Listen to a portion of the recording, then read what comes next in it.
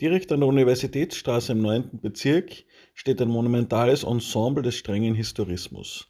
Die Häuser Nummer 4 bis 8, errichtet in den Jahren 1880 bis 81 von Ludwig Tischler. Das Gebäude besteht aus 3 Hauseinheiten, die zu einem einheitlichen Wohn- und Geschäftshaus verbunden sind, mit überkuppelten Eckrisaliten, einem breiten Mittelrisalit und einer markanten Attikabalustrade.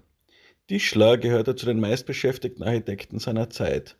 Er schuf über 250 Bauten in Wien, meist in klassischen Proportionen mit repräsentativen Portalen und betonter Beletage. In der Universitätsstraße 4 bis 8 zeigt sich sein Stil besonders klar.